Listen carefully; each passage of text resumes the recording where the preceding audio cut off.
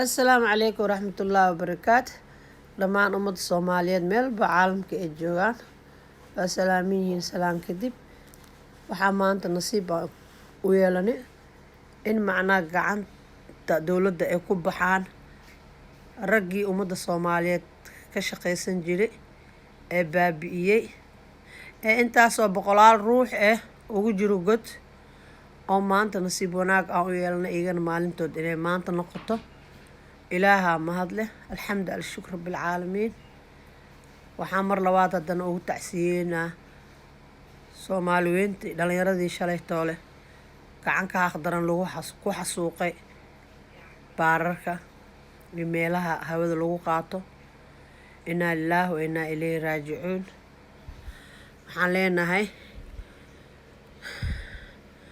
waxaan leenahay dadka shahiidayo inuu ilaahay jisadooda janno fardoosa oo ilaahay ka yeelo wiilasha shahiideen ee shalatoo la xasuuqay subxaan allah intaasi macnaa soomaalida dhexdeeda inay iyaga is cunaan isbaabi'iyaan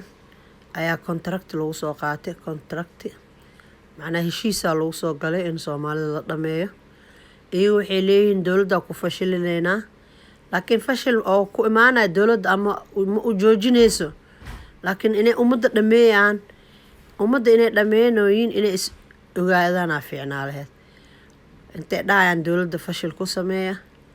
ayay baabi'inayaan ummadda soomaaliyeed meel walba caalamka ay ka joogaan waxaan leenahay usoo duceeya iyagana sidii kuwa maanta usoo gacan galeen iyo si ka fiican inay iyagana usoo gacan galaan oo loo qabto iyagana maalintooda xaqa loo tiirsado inshaa allah taasaan ku qanacsanahay anaga horaa loo yiri dilaagii wax dilow dil baa kuu dambeeya ninka wax dilow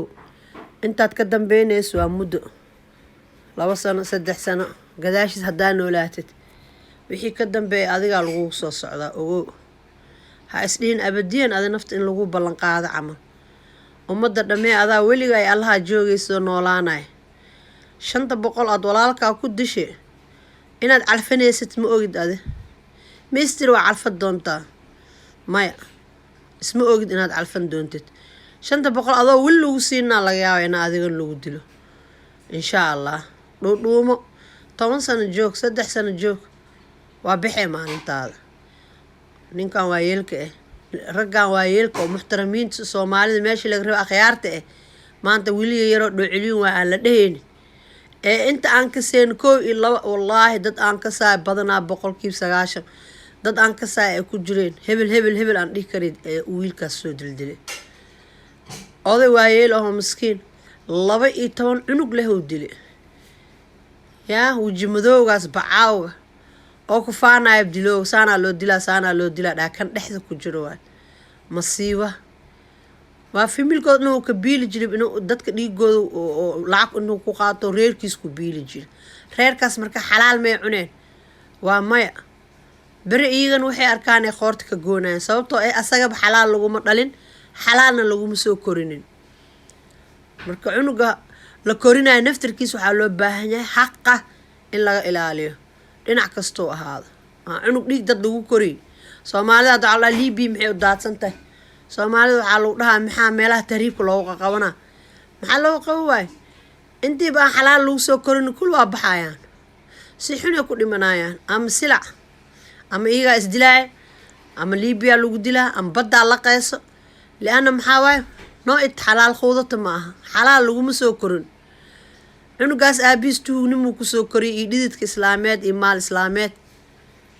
marka waa baxa asagana inshaa allah haddana waxaan leenahay soomaali weyn meel walba adduunka aad ka joogtiin inaan usoo duceyno wiilasheena shala baxe allah u naxariisto raxma naasir allah siiyo janno fardoos allah ka waraabiyo in iyagana xaqooda maalinaa maanta ahayn sidaan oo kale uu usoo daahiri doono nimankii dileen inuu ilaahay soo gacan geliyo oo sidaan si ka fiican loo soo bandhigo oo iyagana tiirka lasoo cuskiyo oo annagana aan ku faraxno dowladda waxaan leenahay gacantii koreysa allah kaa dhigo mar walbo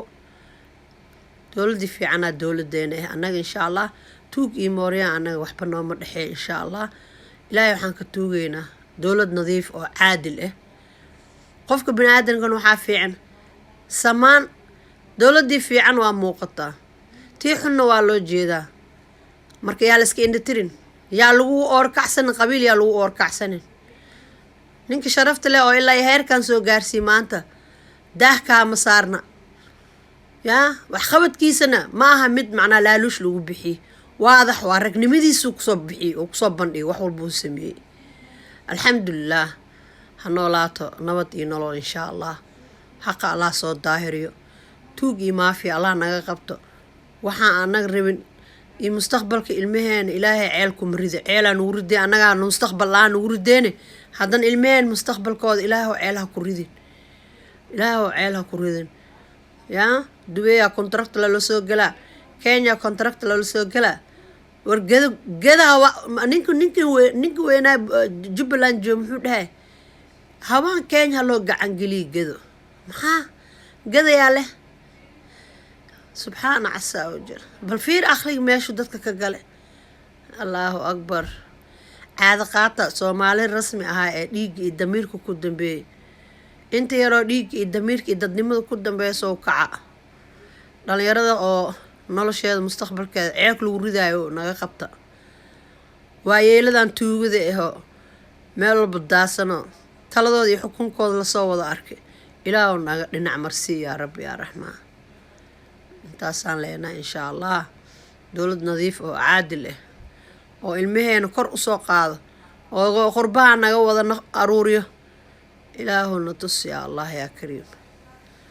insha allah waa ku dheeraade qiiro wadaninimo ayaa iqaaday walaalahay soomaaliya waxa waaye annagoo isdheheen walaalahay soomaaliya annagoo isdheheen haddana isbaabi'ineynaa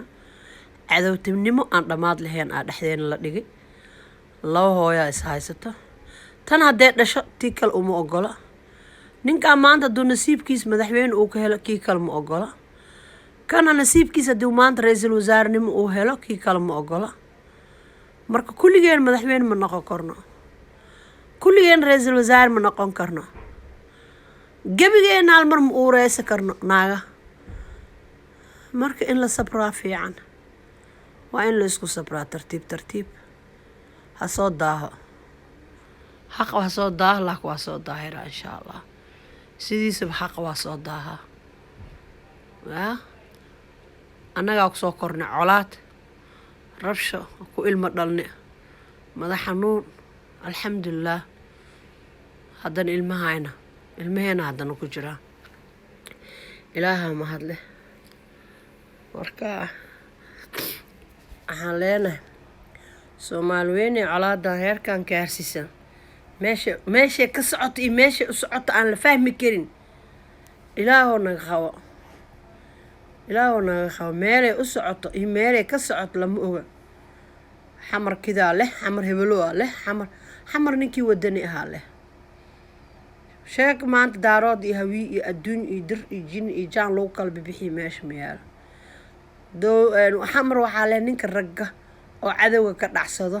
oo maxaa lahaa oo dhulka dadka shisheeye ka buriyo oo ka bixiyo oo kartidiisa iyo caqligiisa iyo garaadkiisa uu siiyo inuu maanta soomaaliya isjecleysiiyo wadani kaasaa leh kaasaa wadanka leh oo dadka kasoo dhexbaxa ma laha nin badda gati ma lahaa karo soomaaliya ma lahaa karo nin dhulka gati ma lahaa karo wax aqli galaya ma aha marka iyagoo og ee haddana isma muudinayo waa afar nin oo meel laga galla waayo soomaaliya xaqooda iyo xuquuqdooda allah tusi kuwaas masiibaha ku degto nimankan dadka kala qayqaybinayo ilaahu waxay dadka qabin aadanka ogeen allah ku rido ummadan dadka baabi'inayo dadka isku diraayo ee madaxweynihii fiicanba dhahay hala rido waa ma rabno ummadaas afartaas nin ilaahay waxaan ugu tuugno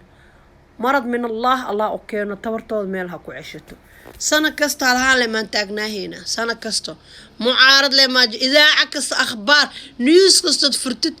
nooid ma maqlaysa waxaad ku faraxid mucaaradka siday dheheen mucaaradka saasay dheheen mucaaradka malka mood meel gaawan ha usoo joogsado malaka mood meel gaawan ha usoo joogsado mucaaradka intaasoo rag afar nin waa bes intaa Soomaali weyn adduunyada dhan ku faafsan wax raalkiin iga maxaa dhaq ka siinay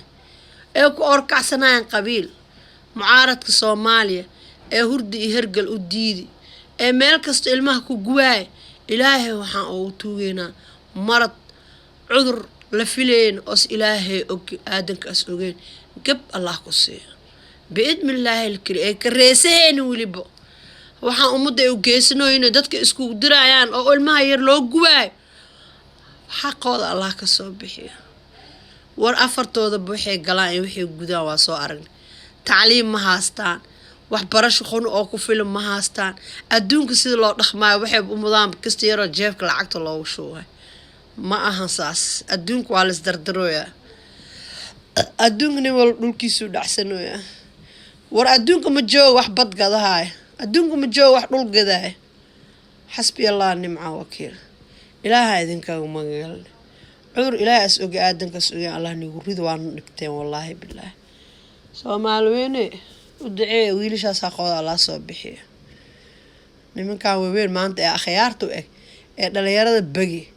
ee biilka dhigtay cidis fiiri naag iyo ilmo isku biila bal ilmaas oo nin walaal oo muslim shahaadaha aad baxad soo disho $200 ku soo qaadatay aad gurigaaga timid aad lacagtii masruuf ilmaha oo dhigtan siisay bal cunugaas marka waa kaas dadkaas walaal dilaayo oo wiilkooda ku biilaayo Soomaalina oo kula sheegta waa maradaada oo dhilqa kugu jiro si aad iskaga bixisana aadan lahayn ilaan kan banaanka la iska ilaalin karaa kan gudaha kugu jiro ma ilaalin kartid السلام عليكم ورحمة الله وبركاته Soomaaliyeyn soo duceeya kuwii shalay baxeen xaqooda Allah soo daahiriyo insha Allah waa kaas wixii seerti iyo subscribe ku waa dhinaciina insha Allah